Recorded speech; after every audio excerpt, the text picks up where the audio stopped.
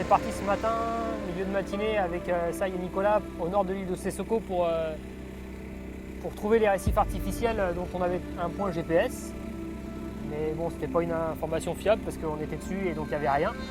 Donc là, on a fait demi-tour, on est de retour proche du bateau Tara. On a vu des pêcheurs locaux là, qui collectent des algues.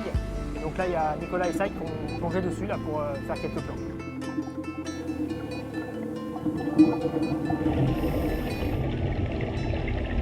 C'était assez intéressant de voir ces filets tendus sur lesquels les algues poussent au fond. Et c'était assez beau, ces champs en fait d'algues. Tara pour Sam. Bon bah, Sai et Nicolas sont sortis de l'eau, on arrive.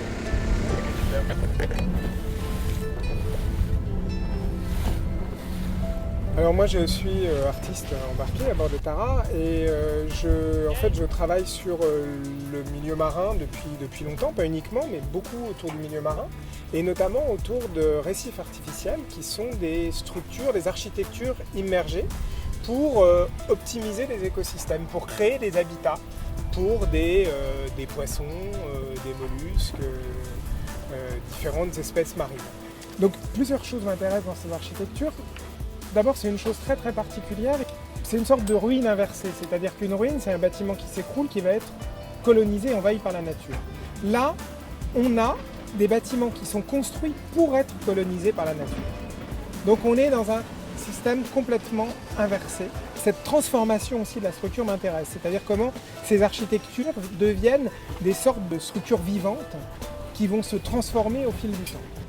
Il y a une dégradation des habitats naturels qui est liée à plusieurs facteurs, à la fois les aménagements côtiers, le réchauffement climatique, des problèmes de pollution.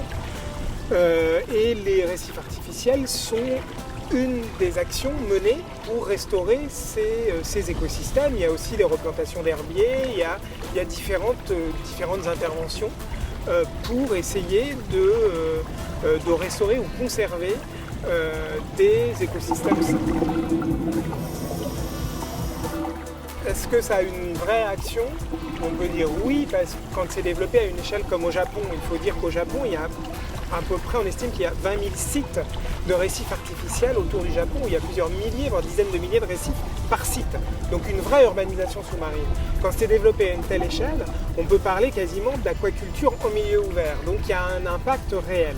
Mais ce qui est intéressant, c'est pas simplement la production directement dans le récif de biomasse, c'est plus le fait que ça vient modifier les pratiques, c'est-à-dire comment on ne peut évidemment plus pêcher de la même manière quand il y a des récifs, c'est-à-dire qu'on ne va pas passer avec un chalut par exemple dans une zone où il y a des récifs installés. Ça rentre dans une conception globale d'approche de l'écosystème.